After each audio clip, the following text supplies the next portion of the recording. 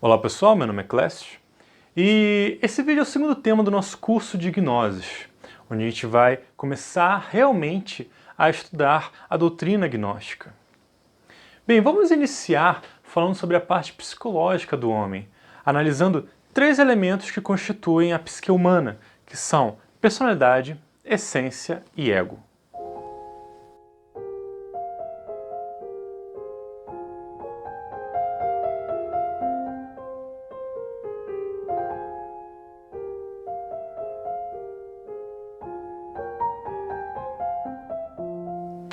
Bem, pessoal, como nós estamos iniciando agora esses estudos, vamos partir do zero. Vamos imaginar que nós não sabemos nada sobre esoterismo no âmbito de alma, essência, personalidade, espírito, perispírito e por aí vai. Vamos trabalhar apenas com o que nós sabemos, apenas com o que é racional, compreensível e nos dispormos apenas dos dados que nós temos atualmente. Então, podemos afirmar sem medo de nos equivocarmos que nós temos este corpo físico. Nós somos seres encarnados nesse corpo físico. Nós temos essa estrutura e outras estruturas também, mas esses não serão tema dessa aula. A não ser que nosso corpo esteja com alguma doença ou distúrbio, nós conseguimos controlá-lo à nossa livre vontade, certo? Mas o que exatamente é isso que controla o corpo? Bem, podemos começar nossos estudos dizendo que nós temos um cérebro que manda impulsos elétricos e controla essa estrutura músculo-esquelética, né? E o que exatamente é isso que controla o nosso cérebro? Nesse ponto, alguns dizem que são, por exemplo, nossos pensamentos. E de onde surgem os pensamentos? O que controla os pensamentos? Bem, aí alguns dizem que é a mente. Mas vejam que agora nós começamos a entrar numa área um tanto abstrata, né? Vejam que os músculos e ossos são concretos, assim como o nosso cérebro, e até mesmo nossos pensamentos. Nossos pensamentos são concretos pois nós podemos ouvi-los, mesmo que isso não seja uma audição física. À medida que nós nos desenvolvemos e conseguimos sentidos mais elaborados, como a clarividência e a clareaudiência, muitos fenômenos que para nós eram abstratos começarão a se tornar concretos. Muito bem, chegamos ao nível da mente que é algo abstrato. E o que controla a mente? Muitos nomes foram dados para isso. Essência, alma, espírito, sopro divino, gênio, íntimo, princípio vital, psique, dentre muitos outros. E nomes são apenas rótulos que muitas vezes mais confundem do que explicam. Percebam que nesse ponto a abstração aumenta e muito, pois a grande maioria das pessoas já perdeu a capacidade de comprovar isso. Vamos então escolher apenas um destes nomes para começar nossa linha de raciocínio de forma mais compreensiva. Vamos chamar de essência aquilo que controla este corpo em última instância, ou seja, o que controla este corpo e tudo que está acima dele, já seja a mente, as emoções, seja o que for. E o método para descobrir o que realmente é essa essência não é outro que investigar a si mesmo. Então, vamos tentar entender essa nossa estrutura psicológica. Vejamos o que temos até agora. Temos um corpo físico que é controlado por pensamentos. Temos uma mente que é o lugar de onde os pensamentos surgem, como se fosse um tipo de fábrica. E por último, temos algo que controla essa fábrica. Vamos chamar isso de essência. Não vou falar ainda de emoções para não deixar o estudo ainda mais complexo. Vamos partir do mais simples possível. Se dizemos que a essência é aquilo que nos controla e que não há nada além para controlá-la, então ela é o que melhor representa aquilo que nós realmente somos, o nosso real ser, ou o que poderíamos caracterizar como nosso verdadeiro eu. Muito bem, mas sabemos que nem tudo que ocorre dentro da fábrica de nossa mente ocorre como nós queremos, né? Muitas vezes somos assaltados por pensamentos perturbadores ou vergonhosos. Muitas vezes queremos mudar nossa forma de nos comportar e isso parece ser um processo terrivelmente difícil e até mesmo doloroso. Então, dentro dessa fábrica mental, existem muitos mecanismos que operam de forma inconsciente, muitas máquinas que trabalham de forma alheia à nossa vontade e, o que é pior, muitas vezes contra a nossa vontade. As pessoas vivem frequentemente no que eu chamo de piloto automático. Andam pelas ruas, arrumam a casa, almoçam, fazem filhos, sem jamais interagir realmente com esses eventos dos quais seu corpo participa. Vamos dar aqui alguns exemplos para que isso fique mais claro. Já aconteceu de você sair do seu trabalho, sua escola, faculdade, etc., e ir para casa e não se lembrar das ruas por onde passou? Do caminho que fez? Ou então das pessoas que viu? Já aconteceu de você chegar em casa e precisar sair de novo e não lembrar de onde colocou as chaves que estavam há 2 minutos na sua mão?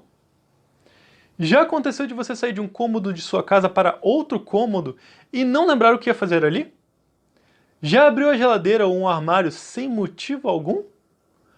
Você já foi na cozinha jogar algo no lixo e deixar algo na pia e acabou jogando o que era da pia no lixo e do lixo na pia? Já aconteceu de você ir ao mercado, shopping, farmácia ou qualquer loja que seja para comprar algo e acabou fazendo várias coisas, comprando várias coisas e não fez o que você foi lá para fazer? Esses são indícios de que estamos vivendo no piloto automático, simplesmente vendo a procissão de eventos desfilar diante de nossos olhos, sem jamais realmente interferir neles. E qual é o problema disso? Bem, para as pessoas comuns, nenhum problema, pois elas não buscam desenvolvimento espiritual. Mas, para o esoterista, isto é uma imensa barreira no nosso desenvolvimento. Dessa forma, se o que controla a nossa fábrica é a nossa própria consciência, deve haver algo que controle essas máquinas que trabalham de forma inconsciente. E, se chamamos o ente que manifesta a nossa consciência de essência, temos que dar um nome também àquilo que manifesta a inconsciência. Mas antes de rotular isso, vamos analisar o que ocorreu antes mesmo de começarmos a usar o tal piloto automático. Antes de sermos seres humanos, éramos animais. E sobre isso, há vários e vários estudos da teosofia. E já falei inclusive disso em vídeos passados. O interessante é que a diferença entre o animal e o homem é a percepção da individualidade. Ou seja, o homem tem a percepção de si mesmo e o animal não. Aqui estamos falando dos animais evolutivos e não dos involutivos, mas não vamos entrar nesse mérito agora.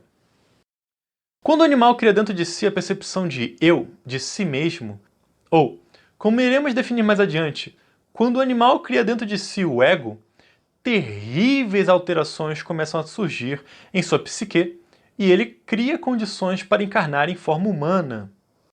Isso porque a sua psique, que antes observava o mundo exterior com curiosidade de criança, agora está percebendo também a si mesma. E ela está se desenvolvendo de uma forma que espelhe seu próprio corpo. Quando o animal começa a perceber que ele está em um corpo, ele começa a criar ideias e emoções em relação a si mesmo e começa a se importar consigo mesmo. E isso é uma terrível transformação. Os animais são regidos exclusivamente pelo instinto. Porém, o ego é exatamente o elemento que nos permite fugir dessa lei natural e começarmos a agir por nossa própria vontade, ainda que isso contradiga o instinto. Mas, veja bem, o ego permite-nos fugir dessa lei. Ele jamais nos obriga a manifestarmos nossa autêntica vontade. Então, o que ocorre com aqueles que escolhem continuar a viver instintivamente? Estes vivem vidas mecânicas, seguindo padrões do instinto e, na maioria dos casos, sem jamais se darem conta disso. Uma vez que o ego foi criado e começamos a nascer em corpos humanos, ganhamos a capacidade mental suficiente para desenvolver certos padrões psicológicos que repetem as leis instintivas pelas quais vivemos. Ou seja, criamos regras, padrões, programas mentais que ditarão nosso modo de atuar.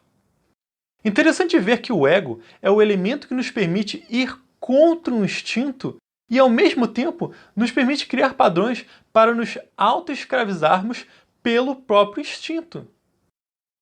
Cada programa mental é uma manifestação de nós mesmos, e isso é o que em outras doutrinas eram vistos como diabos, espíritos obsessores, defeitos psicológicos, dentre muitos outros nomes. Mas vejam que eles são apenas uma função natural de nossos corpos, pois todo corpo aprende com a repetição. Então, Assim como nosso corpo físico irá aprender a executar com diligência os movimentos que ele repetiu diversas vezes, nossa mente também tende a aprender as linhas de raciocínio que nós costumamos usar e os padrões mentais que escolhemos com mais frequência. No gnosticismo, costumamos chamar esses programas ou padrões mentais de eu psicológico, pois, quando analisamos em profunda meditação, percebemos que eles são manifestações que comumente confundimos conosco mesmos. Então, se o ego é a visão que temos de nós mesmos e os eus são os diversos padrões mentais que nos definem, percebam que o ego é, na verdade, a união dessa infinitude de eus.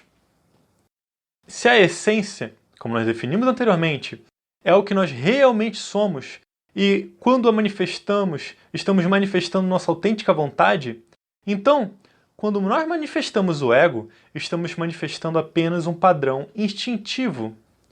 E, quando lembramos que a característica comportamental do ser humano é ser racional, enquanto que a dos animais é serem instintivos, as pessoas que vivem sua vida de forma mecânica vivem de forma instintiva, animalesca, como animais em corpos humanos. E dizer que as pessoas vivem de forma animalesca parece ser algo ruim, né? Pois essa palavra tem uma conotação negativa, mas lembrem-se que os animais não são malignos. Eles nem sequer entendem o conceito de bem e mal. Eles apenas obedecem às leis naturais. Malignos podem ser os seres humanos, pois estes podem violar as leis naturais de forma destrutiva. E como então violar as leis naturais de forma construtiva? Como manifestar nossa essência ao invés de ser escravo do instinto? O primeiro passo para manifestar nossa autêntica vontade é percebermos que vivemos de forma mecânica. Percebermos que nós não interagimos de fato com os eventos que nos rodeiam e querermos mudar essa realidade. Se a manifestação da essência é o que nós chamamos de consciência, o oposto, ou seja, a manifestação do ego, é o que nós chamamos de inconsciência. Luz é o melhor símbolo para a consciência, pois a luz nos permite ver os eventos que ignoramos em nossas vidas. Da mesma forma, trevas é o melhor símbolo para a inconsciência. E luz e trevas aqui não se referem à oposição de bem e mal, ou de certo e errado, mas sim à oposição de sabedoria e ignorância. Inconsciência é ignorância. Inconsciência é trevas. E, pegando as palavras do Dalai Lama, podemos dizer que o inconsciente vive como se nunca fosse morrer e morre como se nunca tivesse vivido. Ninguém nega que um lutador nocauteado está inconsciente, mas o que as pessoas não entendem é que o lutador que está de pé também está inconsciente, assim como o árbitro e as pessoas que assistem o espetáculo. Para nós, inconsciência não significa que o corpo físico dorme, mas sim que nossa essência dorme. Precisamos despertar, mas para despertar, precisamos primeiro percebermos que estamos dormindo. Um último elemento que precisamos entender para estarmos prontos para investigar o que existe dentro de nós mesmos e buscarmos mudanças é a personalidade. A personalidade é quem irá decidir o que deve se manifestar, dependendo dos lugares, das pessoas e dos eventos que nos rodeiam. Mas o que é essa tal personalidade? Nesta aula daremos um foco maior para falar da personalidade, já que na próxima aula falaremos com foco maior sobre a essência e na aula seguinte exploraremos o assunto do ego. E o que é então esta tal personalidade?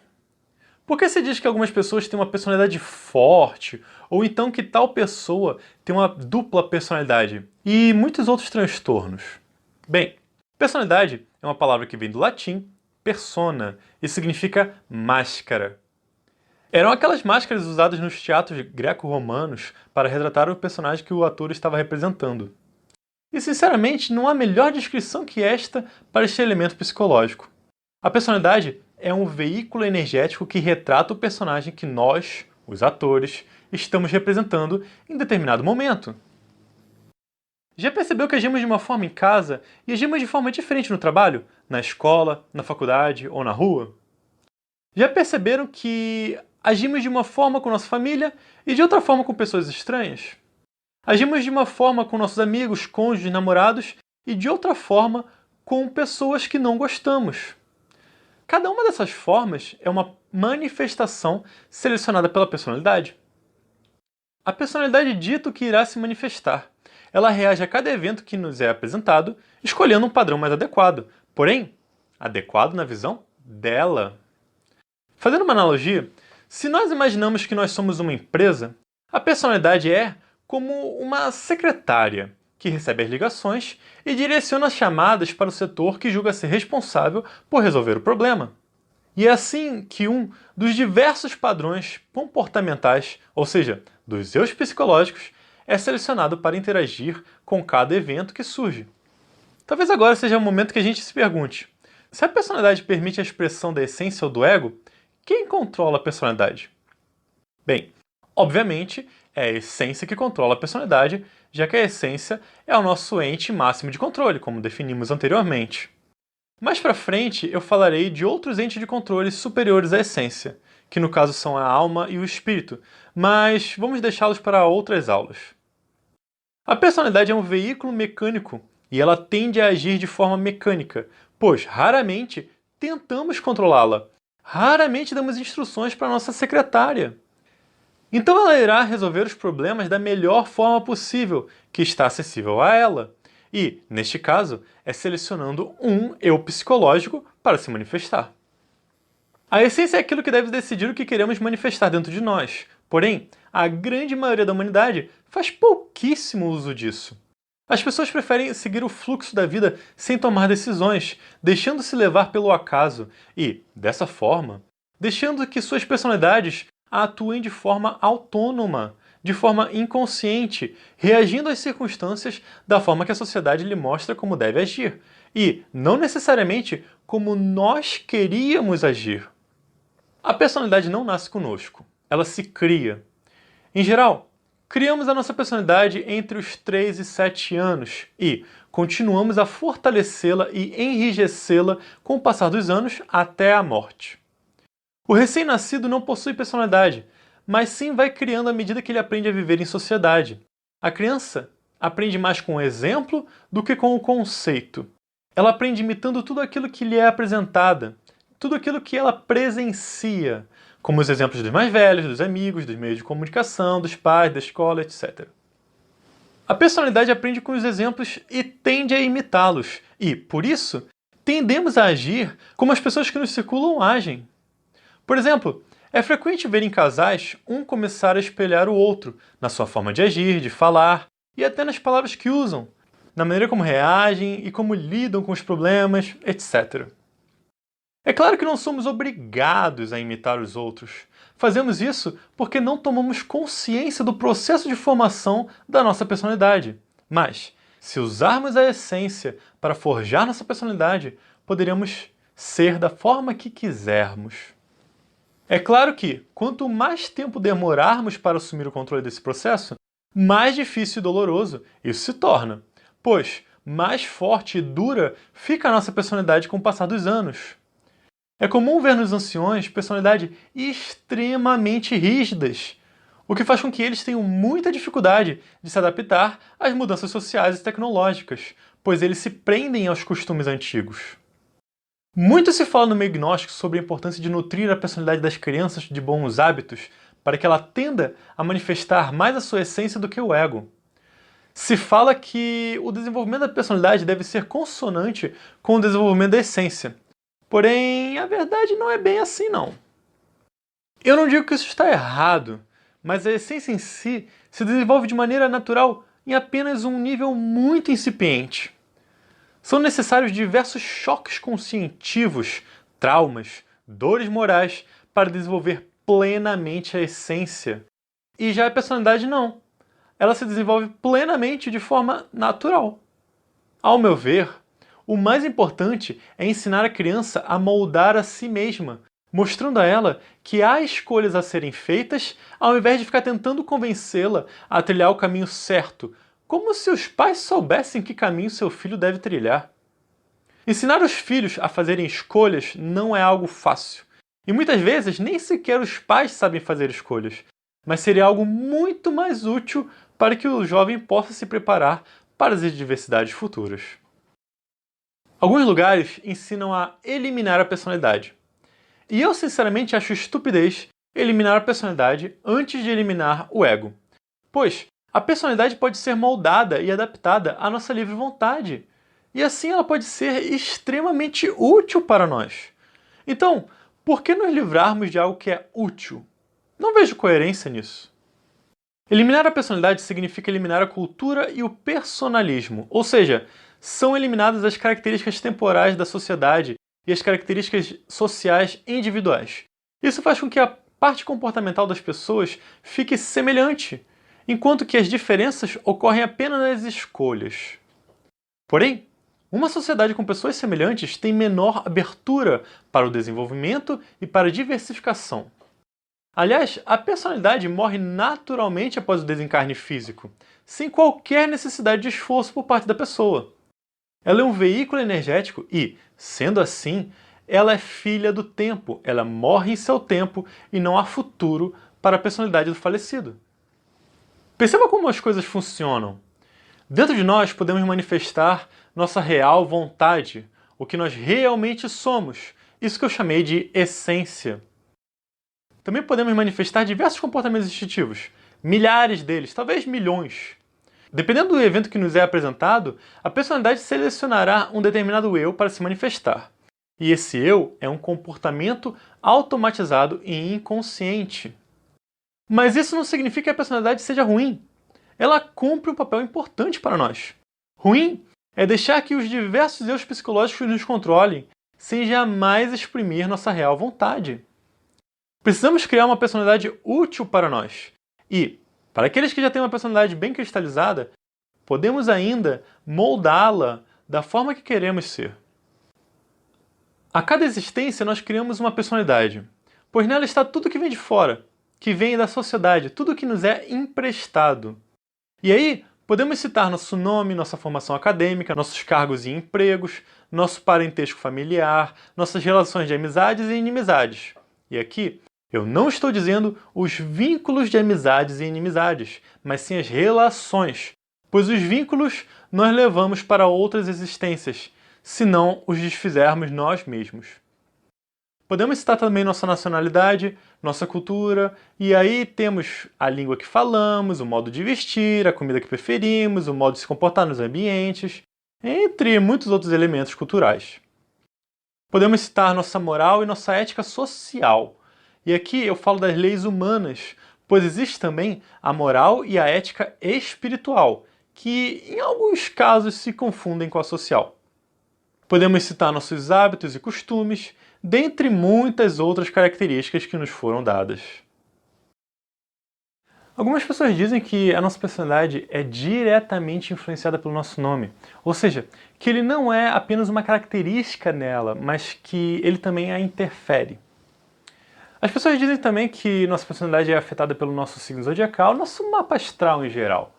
E, sinceramente, eu tendo a concordar com essas ideias.